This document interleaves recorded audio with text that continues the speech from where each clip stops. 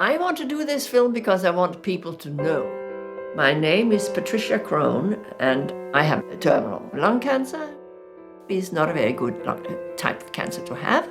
I got metastases in my brain, and they will grow and they will eventually kill me. So I am interested in anything over and above the normal treatment that can help. And this is where marijuana comes in. I wanted not to get high, but to get well.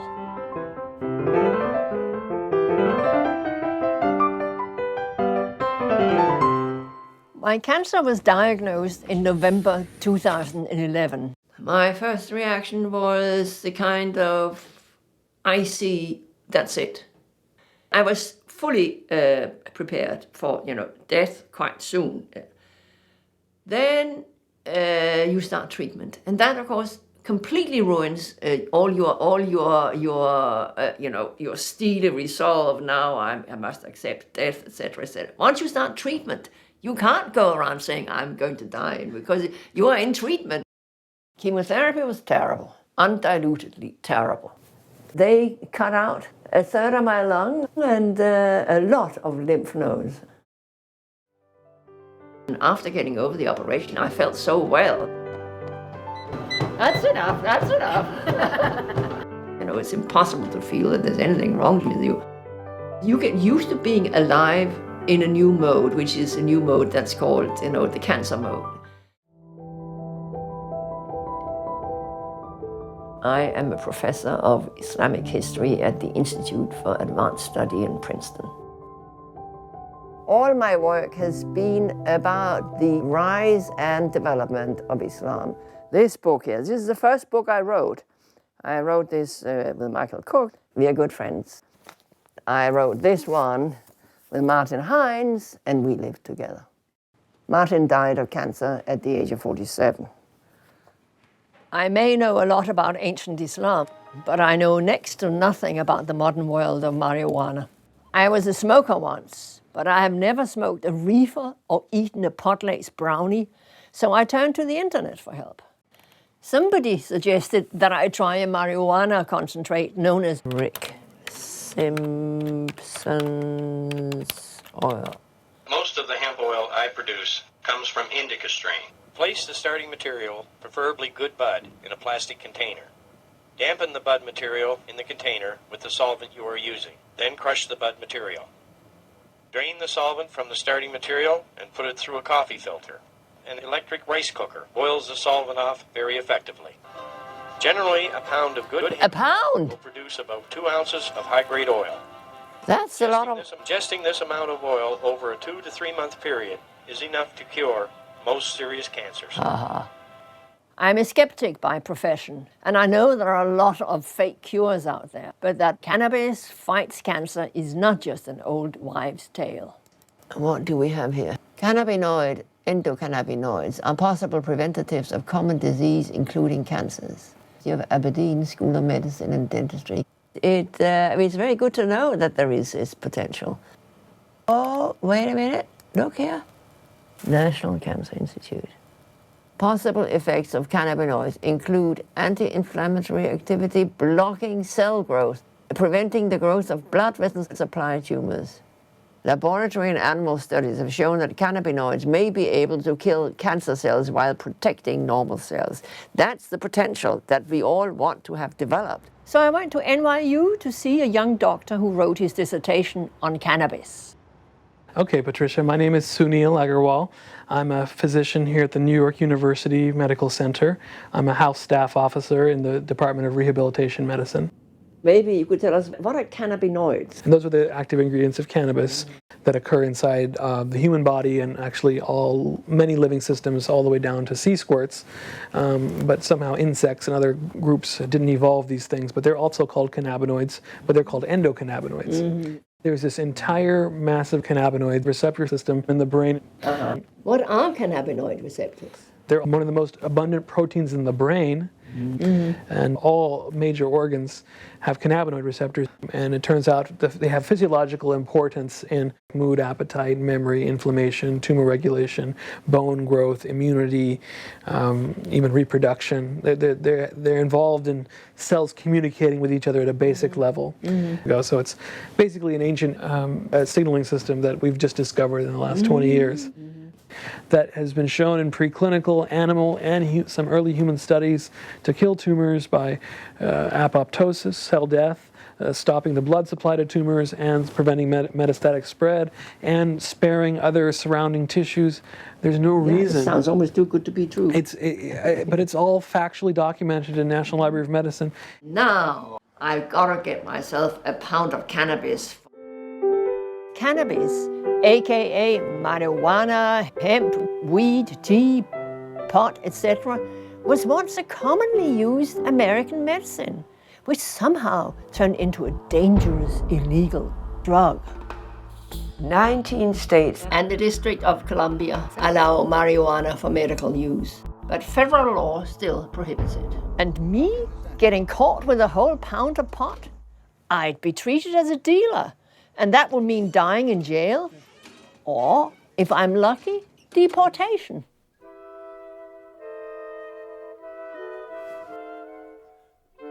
I grew up in Denmark. My parents had 5 children. I finished school there, and I went to university there for 2 years, and then I went to England. Had a job in Oxford, and then in Cambridge. And then I went to America. The winter went by, and for all my determination, I still didn't have any cannabis because it's dangerous. And at the time, I thought it wasn't realistic. And I thought, I'm hopeless. I will never find this, and forget it. My problems getting cannabis really started in April 1937, when Congress proposed a heavy tax to make it unobtainable. Cannabis-based medicines were already losing out to regulation and modern standardized drugs. But still, the tax was fiercely opposed by the American Medical Association. And that's really when the drug war started. The Treasury Department intends to pursue a relentless warfare against the despicable, dope-peddling vulture who preys on the weakness of his fellow man. To people who study the marijuana issue, Harry Anslinger is the bad guy. Dr. Jon Gettman teaches criminal justice at Shenandoah University in Virginia and is a former director of the National Organization for the Reform of Marijuana Laws. Harry Anslinger was the leader of the Bureau of Narcotics and Dangerous Drugs, BNDD, for the 30s, 40s, and 50s. He was as much a fixture in federal law enforcement as J. Edgar Hoover was in the FBI. Now, Anslinger was behind the Marijuana Tax Act of 1937, the federal prohibition that became federal marijuana law for the mid-century. Yeah, he was overzealous with marijuana, but there was ignorance at the time as to what the drug was, why it produced the reactions that it produced. From ignorance comes hysteria. Marijuana, assassin of youth. An incredibly influential article that Harry Anslinger wrote about the horrors of marijuana. The sprawled body of a young girl lay crushed on the sidewalk the other day. Everyone called it suicide, but actually it was murder. The killer was a narcotic known to America as marijuana. The article inspired the famous exploitation movie. There was this idea that people would smoke hash, then they were transformed into homicidal maniacs. And marijuana was a recipe for insanity, he said. Harry Anslinger thought it was a horrible, evil thing, and whatever they could do to convince people not to use it was fine with him. Harry Anslinger's scare tactics worked. Marijuana, the menace, won out over marijuana, the medicine. Already by 1942, cannabis was out of the American pharmacopoeia. Cannabis had lost all connection to medicine and was now only a dangerous drug. Spring turned to summer. 2012 was half gone, and I still didn't have any cannabis. But I felt extremely well. Then in August, I had another scan, MRI, Every time I have one, I get more nervous about the result. It showed that I had more metastasis in my brain. It was very depressing, and they condemned me to whole brain radiation. And at that point, it became death, became very, very real and very, very close. It was they never gave me any date, but it was very clear from their reaction. I could tell the way they've written me off. From experience, they know I am now a goner. Whole brain radiation, it really scares me. If I don't accept the radiation, then for sure, sooner or later, I will become very badly symptomatic in the sense, I will get seizures, I will get paralysis, God knows. Sooner or later. The question is, how soon, how late? With whole brain radiation, I would not be able to work the way I do. I wouldn't feel as well as I do. So I began to think harder about cannabis. I got to have it. Dangerous or not? Cannabis is not a dangerous drug. If people want to smoke it and like people drink beer, what the hell? Ernest Drucker is professor of public health and social medicine at Columbia University and City University of New York. The drug prohibition treaties that were made go back to 1911, and the United States was the leader in getting those in before it had even outlawed these drugs in its own country, because it wanted to establish itself as in moral leadership. And there were a group of ministers who were very what we call moral entrepreneurs, who used the drug issue, and it was very successful. Professionally and personally, I've known about cannabis for many years because it was the drug that everyone was using in the 60s. Things that used to be restricted to poor minorities or marginal groups like jazz musicians, artists, and so on, which had been the history of drugs. Suddenly, new populations were using drugs. What happened politically is that politicians noticed that they could appeal to the white middle class and the middle class fear and could win elections.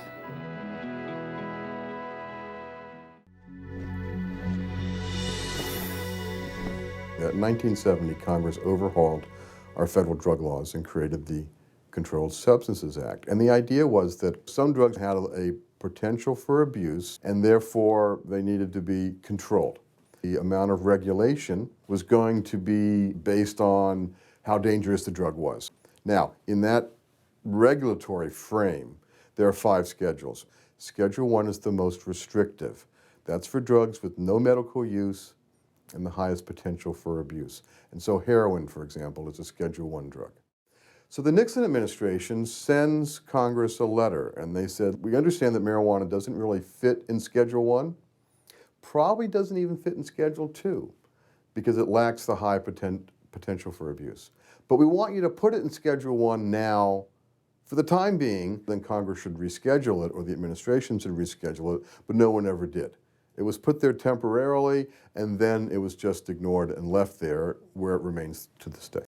America's public enemy number 1 in the United States is drug abuse. In order to fight and defeat this enemy, it is necessary to wage a new all-out offensive. The so-called drug war had started. The former deputy chief of the Los Angeles police, Stephen Downing, helped kick off the battle. There's no metric that says this war on drugs is successful. The cartels, when I started, they didn't exist in America. This year, they control drug trafficking in 1,000 American cities. Marijuana comprises about 50% of the drug market. The impact, the health impact, let's say, people that die, well, of course, nobody in the history of the world has ever died from an overdose of marijuana. Several thousand people die a year from heroin overdoses and cocaine. I think today pharmaceutical drugs have passed up heroin and cocaine in deaths. Oxycodones. I got 150. They can lead to stomach problems, to liver damage, and even to death. Much more dangerous than cannabis, which is not being used, it's not being developed. So what do I do? I'm going to ask my oncologist, Dr. David Sokol, about my situation. we've spoken about it before, that, this is probably not curable at this point. And I really, really enjoy working, as opposed, to buying more time but not functioning. The way you usually work or concentrate, there probably would be some drop off in your efficiency. And that's permanent. It can be, but most people are quite functional after the radiation.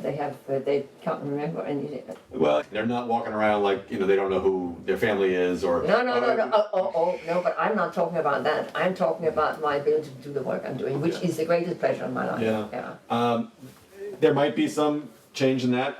How long does whole brain radiation delay the onset of symptomatic tumors? I mean, at the moment, I'm not symptomatic. It is calculated that I will probably be in a couple of months, maybe 3 months. I'm not sure that I have the report. Let me see if I have the report. They're probably 3 millimeters. Right now, they're very small spots, so they're like 6 of them or something.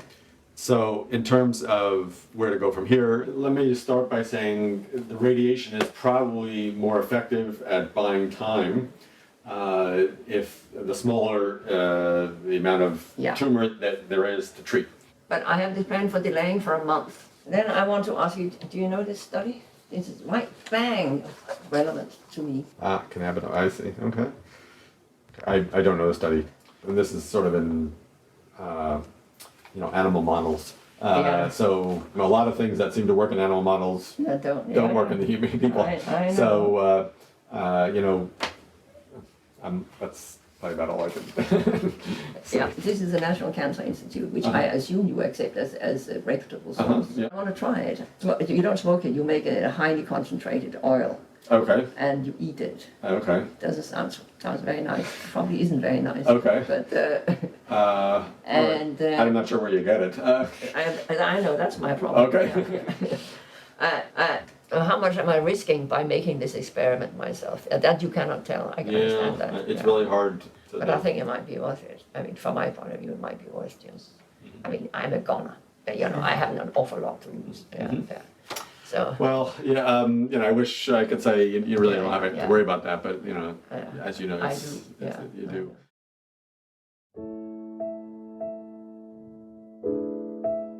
I went up to my sister and we started looking for cannabis. There was that or whole brain radiation. So in August 2012, right after my alarming brain scan, I started to contact clinics in some of the states that allow medical marijuana. I was desperate to get Rick's oil or a pound of cannabis to make it, but only Oregon accepted out-of-state applications. My sister found a very promising address in Oregon for Portland Alternative Clinic, which is headed by a real doctor, but the clinic doesn't function like an ordinary clinic or a drugstore or pharmacist. You can't just go in and buy the stuff. You need to have somebody who will grow it for you. 2355. Yeah, hello, I got your number from the alternative clinic in Portland. I'm looking for a grower in Oregon, a person to grow cannabis for me that I need for medical purposes. I'm not sure there's anything we can do. And they said would be able to get me in contact with a potential grower. We don't provide growers like that. We don't really put people together as such. And you can't give me any sort of contact number or anything? We just don't have any. It's not something we do. So very good luck, ma'am. Thank you. Have a great day. Thank you. Bye. They couldn't help, but I'm going to try again. Thank you for calling very good. Chris, how can I help you? Yeah, hello, I got your number from the Portland Alternative Clinic, and they told me that you were somebody who might possibly be able to give me a contact or a lead or something, or how to find a grower in Oregon. Are you still there? You really begin going into that panic state. That state of fear. I have this sense, the grave is just ahead. I don't want to go in there. There was yet another possibility. New Jersey had only just passed the law legalizing marijuana for medical use. In order to qualify, you have to have less than a year to live. But the card will be valid for 2 years. So They seem to think it's okay if I survive for another year. A moot point, anyway, since there's no pot available. My experiment with cannabis was going nowhere. And so I went ahead with the hospital plan and saw a radiologist and we prepared a mask so that they can pin me down during the radiation. I bought a wig. I was completely ready, but by then something unexpected happened.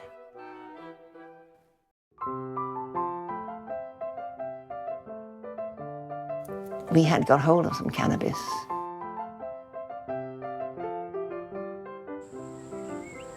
So now I'm making this oil that Rick Simpson has the recipe for. It's quite a business. You have to sieve it, then you have to evaporate the stuff in a rice cooker until you get a very tiny amount of oil. Wait a second, I have to remove myself from this.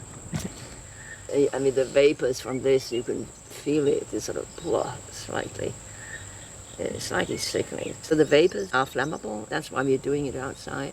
I haven't really considered the possibility that the police might come. Of course, they could in principle. I mean, everything's possible. And maybe they could smell the vapors. But, well, you know, a respectable old lady like me, why should they burst into my house? Yeah, what if? You don't do that for the fun of it, that's for sure. You do it because you are determined to try anything you can to avoid imminent death. Of course, I instantly suffered a massive overdose. And I got to feel extremely bad for a long time. I took some, I had these pieces of bread with a bit of oil on it. I mean, I don't know how much it added up to, but it was very weird. It's not pleasurable at all. At all. So I'm making tablets, hash tablets of Rick's oil. I am eating this stuff. Too big. 1 tablet a day. It's disgusting. It's totally like tar. My hope is no growth of the metastases in my head. I'm risking jail in order to save my life. It's a pretty weird situation in which one has the sense that it's the government that's trying to kill you. It's very hard to make the same size tablet. If this were properly done by medical companies, it would be a lot better. I've been seriously overdosed. It's not nice, definitely not nice. And then it lasts forever. As they say on some website, you may feel as if you're going to die, but you won't. People don't die from the direct effects of marijuana. Dr. Allyn Howlett is professor of pharmacology and toxicology at Virginia Commonwealth University in Richmond, Virginia. There's a range of side effects. There can be panic attacks, and in fact, that's responsible for a lot of the emergency room visits. Roughly about 10% or so in their lifetime will become dependent to marijuana. And there's a certain percentage of individuals, a very small percentage, that may show psychotic reactions if they smoke marijuana. Withdrawal effects include disturbed sleep, a distortion of time, disturbed dreams, disorganization of thought, but again, it doesn't cause death. Pharmacologists at VCU have studied the effects of cannabis for decades, often experimenting with mice. This mouse has electrodes implanted into its brain, and then we can study the effects of drugs on its behavior. There's been a lot of research looking at cannabis. Inside of cannabis, there's hundreds of compounds, and there are about upwards of 70 or more special compounds called cannabinoids. And this includes delta-9 tetrahydrocannabinol, or THC for short, which gives people the psychoactive effects, the high. The plant contains another interesting substance, cannabidiol, also known as CBD. CBD does not produce the THC-like high in animals or humans. It can have anti-seizure effects. It's long been known to have anti-inflammatory effects. It decreases nausea and vomiting. And THC has a lot of medicinal effects too. Already in 1975, VCU pharmacologists published a paper on the startling discovery that THC shrinks certain lung cancer tumors. But the experiment ended right there when the government cut the funding. There was a war on drugs, and they had no idea really how it worked. When I got into this field in 1989, they hadn't discovered the cannabinoid receptor yet. And that's a whole new chapter. It began in 1988 with the scientist now at Wake Forest, Allyn Howlett. I'm a PhD professor of physiology and pharmacology here at Wake Forest School of Medicine. Okay. I had initially just assumed that everybody knew how marijuana worked. Mm-hmm. But at the cell level, it wasn't very known at all. So my research was strictly at the level of the cells, and we were able to identify this protein at the receptor. This particular experiment is to try to understand what cells are making what kinds of proteins, whether CB2 receptors or CB1 receptors are present in the cells that we're working with. Okay. CB2 receptors are found mostly in the immune system, and CB1 receptors are found mostly in the brain. So these receptors are in many places in the brain, and they send the messages through a signaling pathway in neurons. The knowledge about the endocannabinoid system has been evolving over the last 20 years. And now that we've got much more information coming from the basic science, there are going to be new avenues for treating diseases. So I think this is just ripe for new pharmaceutical development. I'm having a scan, a brain scan, an MRI, as they call them, to reveal the state of my brain, the metastases in my brain. And this will show whether it has any effect at all. And if it doesn't, then I am pretty much doomed. It's quite something. As I was in the scanner, I tried to play the film with a bad ending because I want, to imagine a bad outcome. So I'll get used to the idea. That way, you habituate, bad news, now get used to it. But every time I played the film with the bad ending, the film had this way of coming to an end, it wouldn't play, and I never really got to the end. Whereas when I played the happy end film, there was no problem.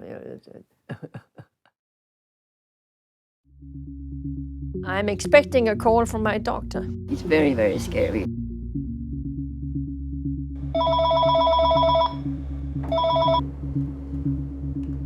Hello? Hello? More of the same. And so we are back to where we started. I have the choice between whole brain radiation and death. Okay.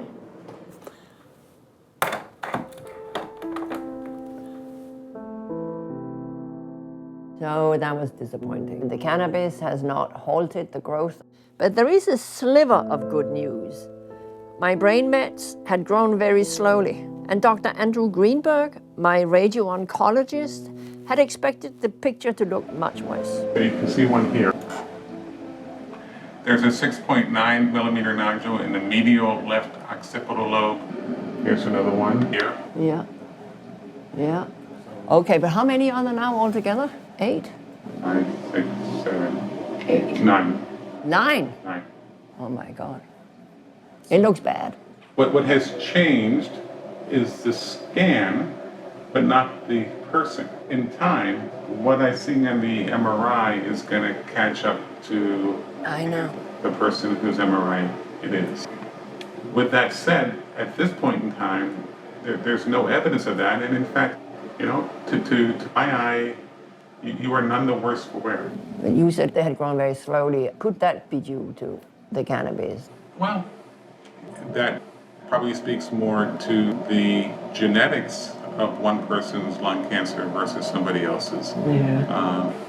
Could it have an effect? I mean, I can't sit here and say that it doesn't. It's a relatively benign approach, if you will. I don't want to say treatment. I'm not sure it's a treatment. No, I'm not sure either. So, I don't have a problem if one goes by the philosophy, first do no harm.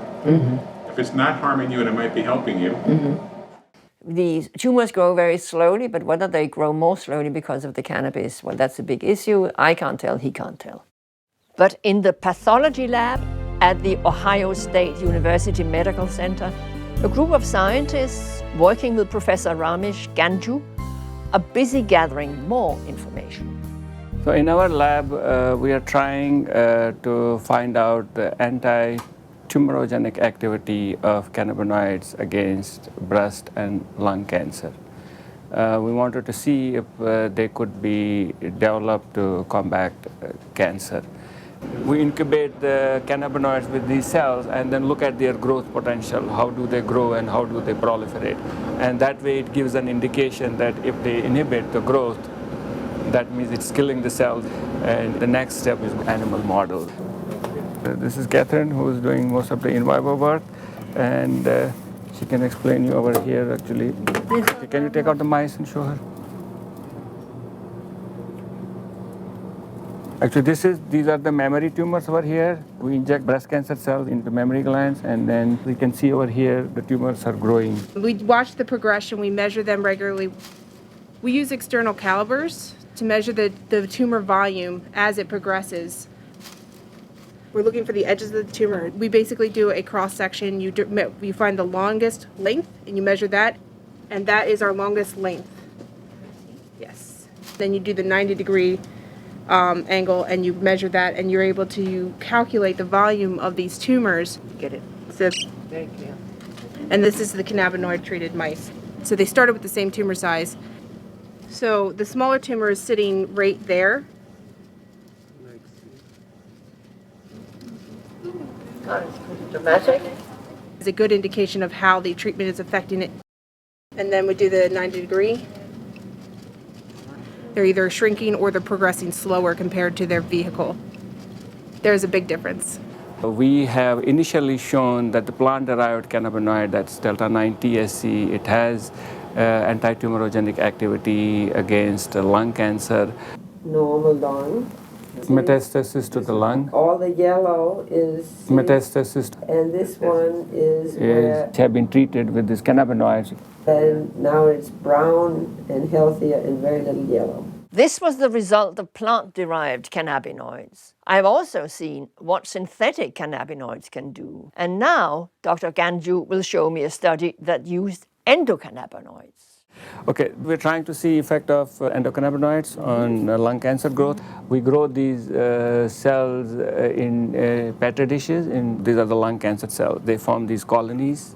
We incubate these cells with endocannabinoids at two different concentrations. This is the lower concentration. You increase the concentration to see all these cells disappear. Yeah. Here, the lower concentration, you do see some cells still growing. However, when you increase the concentration, most of the cells are gone, lung cancer as well as breast cancer.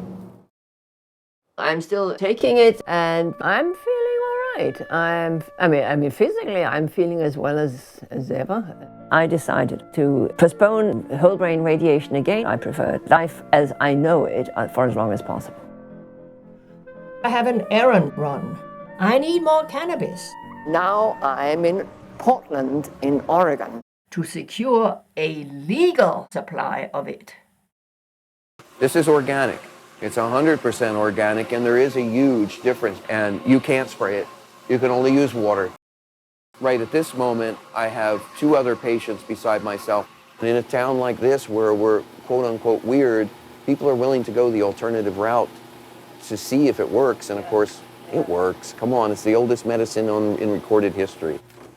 My messy house. It's also a small place. I can show you what I get out of this tiny space.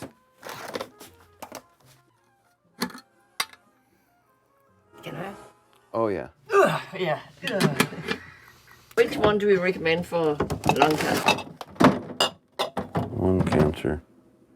You want something that's going to you're not going to have to smoke very much of. No, I don't want to, it should be Rick's oil. Do you know Rick's oil? Yes, I make it. You make it? I do use it with use Everclear and then put that in capsules. That's just what I want. Yes, and I have them. Let me show you. I have them. Hold on 1 second. I know exactly where I put them. Oh crap, where did I put them? Oh, I know where I put it. Never mind. Oh, yeah, well, I have them in a box. Yes, they're really good. I weigh these things from start to finish, and they weigh each a half a gram.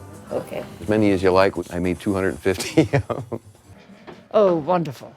Mission accomplished. But I'm still a criminal for crossing state lines with marijuana in my suitcase. Cannabis remains in limbo, both legally and medically. Federal legalization may be too much to hope for, but I just want cannabis out of Schedule 1, where the Nixon administration put it. We had a report from the Institute of Medicine about marijuana. They basically said Schedule 1 curtails research and development in cannabinoid drugs. But even if you come up with a compound, not from marijuana itself, that produces any kind of marijuana-like effect, industry is not interested in it. And a lot of that is a carryover from the the banning of cannabis. So it's treated more dangerously than nuclear materials, it seems that way. I took a trip to Washington to visit President Nixon's point man on drugs and hoped he would make sense of it. I am Robert DuPont, MD. I'm the president of the Institute for Behavior and Health. I was the first director of the National Institute on Drug Abuse and the second White House drug czar in the United States. Until 1971, that was almost totally law enforcement. And in 1971, President Richard Nixon changed American policy to what was called balanced policy that included prevention, treatment, and research. The National Institute on Drug Abuse, NIDA, started in 1973. Yeah. And it is the focus of research on drugs of abuse. That was its mission. The largest part of all the research that had been done in cannabis has been funded by NIDA. Mm-hmm. We spend more money on prevention, more money on treatment than any other country in the world, by far. My focus was on heroin addiction. It wasn't anything to do with cannabis. But in the background was a public interest in, as it was called then, marijuana or cannabis. But I dismissed that. I thought that was not a serious issue for somebody who's interested in drugs, and I fancied myself to be a serious person. If cannabis is not a serious drug, why is it in Schedule 1? Schedule 1 is a drug that has no approved medical use, and Schedule 2 is a highly abused drug that has an approved medical use. And so any drug that is widely abused is either in 1 or 2. Sure. And there is no now medical approved use for cannabis. The government, on the one hand, funds research into medicinal properties of cannabis. On the other hand, it has put it on Schedule 1, which denies that it has any medical value. So there is a little bit of a disconnect. There's no disconnect whatsoever, not the slightest disconnect. Schedule 1 drugs are researched all the time. Being in Schedule 1 is no barrier to research. That is a figment of the imagination of paranoid people. It's not true. It's back to the question of why is it on Schedule 1 and not Schedule 2? This is what interests me. But I've just explained it to you. Do you now understand it? No, I don't really understand it. All right, I'm going to say it again. Yeah. They're both, Schedule 1 and Schedule 2, are seriously abused drugs. You got that? Okay.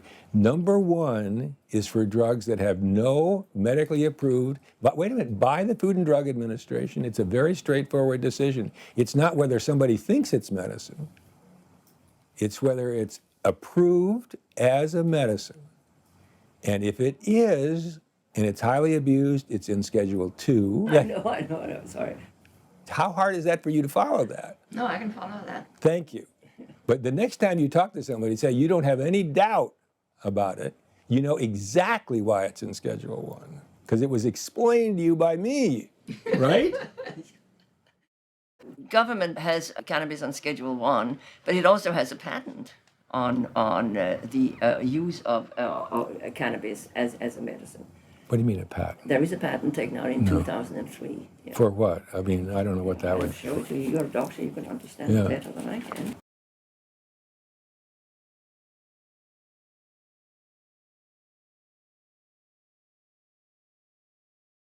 This says as antioxidants and neuroprotectants.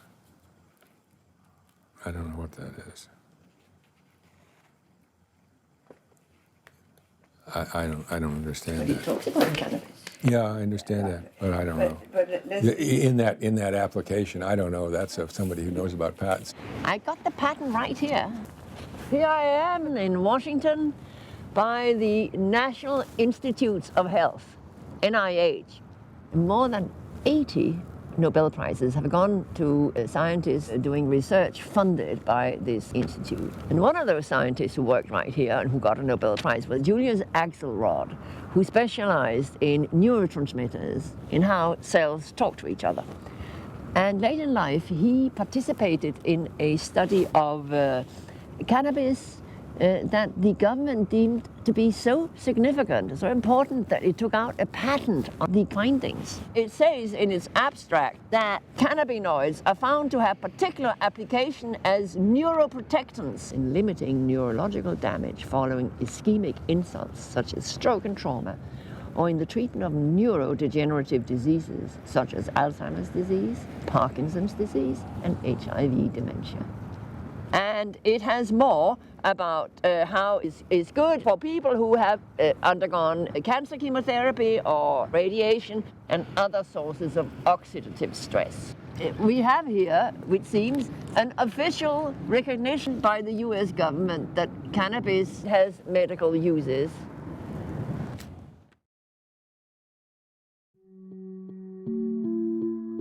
In December 2012, after taking cannabis oil for 4 months, another scary test. I had a PET scan on my lung, ground zero of all my troubles. So now I'm waiting for the result of the PET scan I had last week, which will show me whether the cancer has spread to somewhere else in my body. There's nothing on your PET scan? Nothing. Nothing that's recurrent that we can see within the chest cavity or anywhere else. Your PET scan's completely negative. That's wonderful.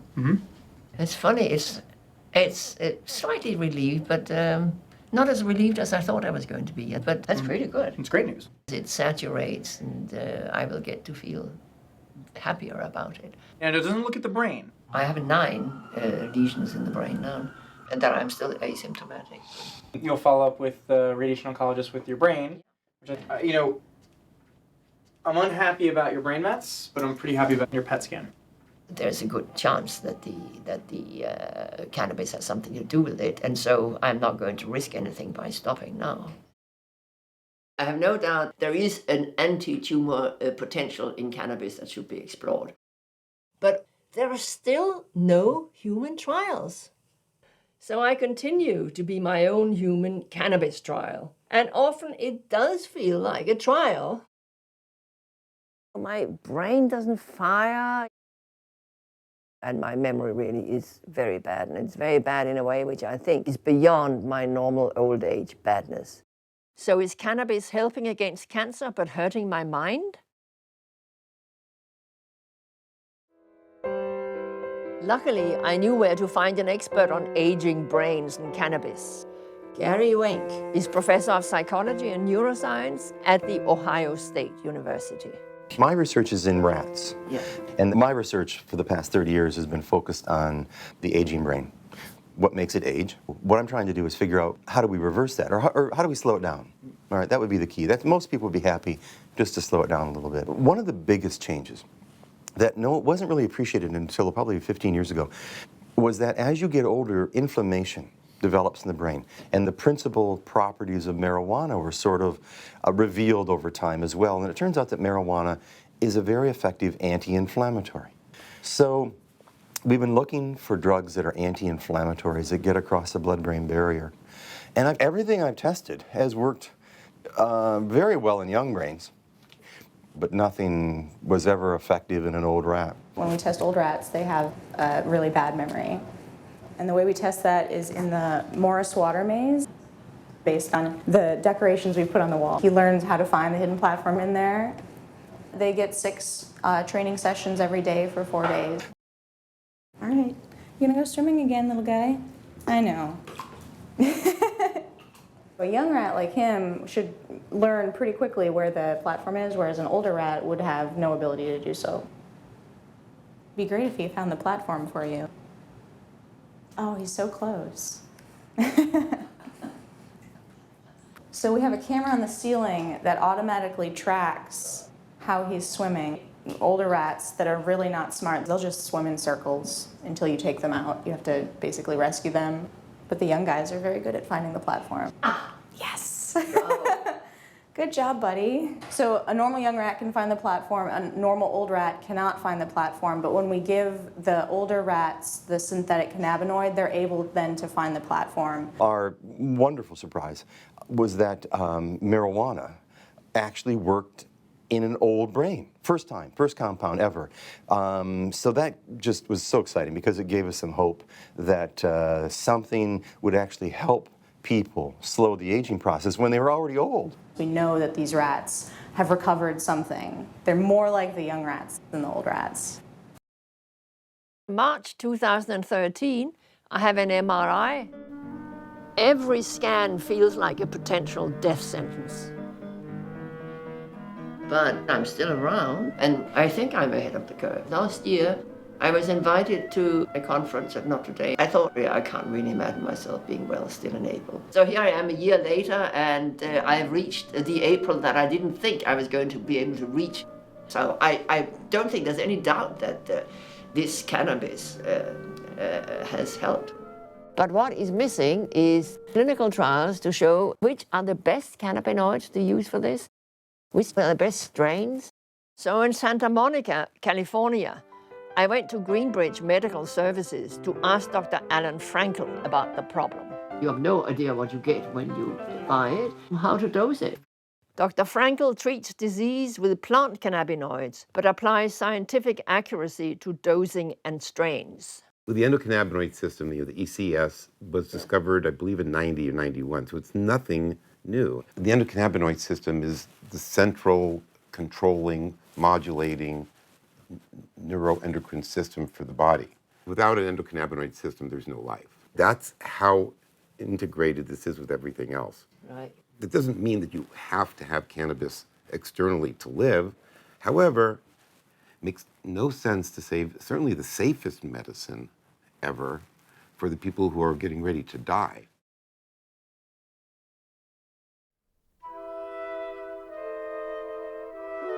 I'm waiting for a call from my radiology doctor. It's quite nerve-wracking.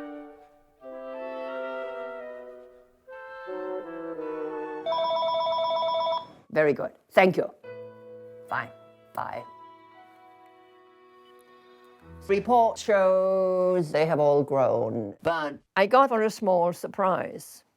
It mentions that there was generalized progression despite partial improvement at the medial right occipital lobe. Partial improvement. The doctor didn't say anything about that. So now I better take another look at all my brain scans before deciding about whole brain radiation.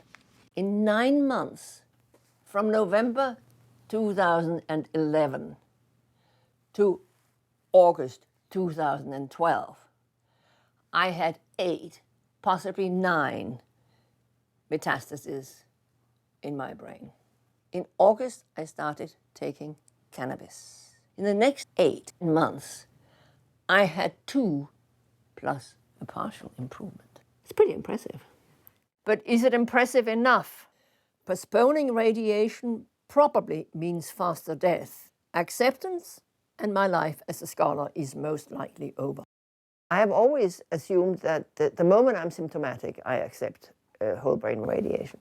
I have these symptoms in my right foot, which suggest that I'm losing control of that foot and eventually of the whole leg. And because of this hash, my memory really is very bad.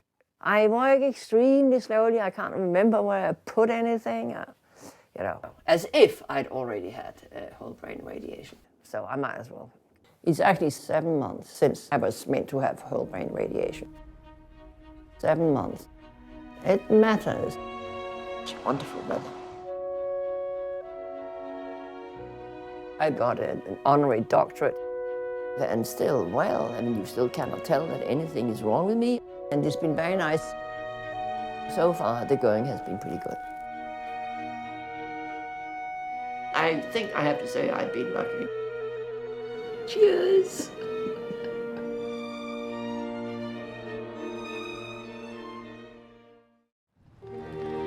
I'm going to the hospital for my whole brain radiation session. I finally took the hated step because it became clear that there was deterioration in my right leg. Well, I will lose my hair, and I don't believe I'll ever get it back. I don't believe I will get well enough for long enough. I have to say that not having had whole brain radiation in August when I was meant to have it, it has given me time to get used to the idea that, you know, okay, now I am, you know, on that slippery slope down where we can see the end.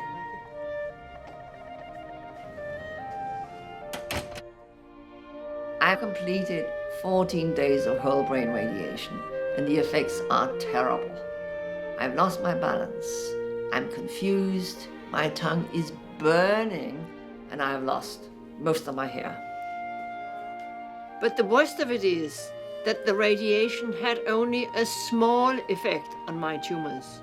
So I'll continue to take cannabis because it's amazing what cannabinoids can do.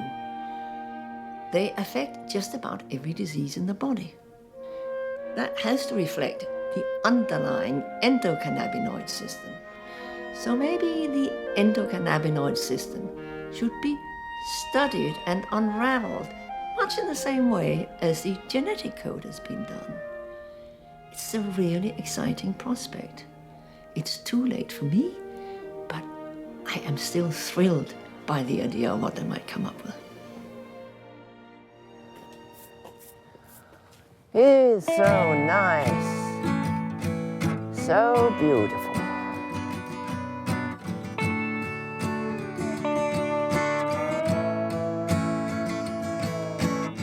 Sometimes it's just a matter of time. You've got left for goodbyes, and you don't want to cry, but it burns. Sometimes it just comes down to the heart of the matter. I want to feel better. Could a plant be the answer?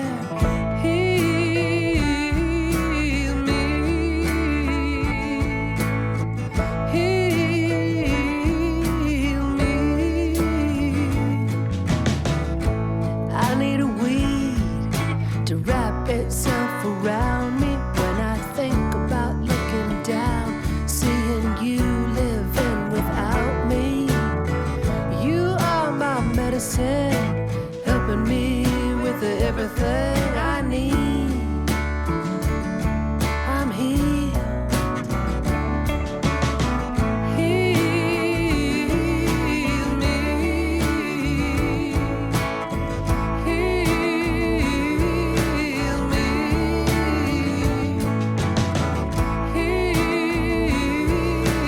Always feel happy going out gardening, except when your plants are dying, then you feel deeply unhappy, but it's sort of the kind of emotions you need to suffer because of love.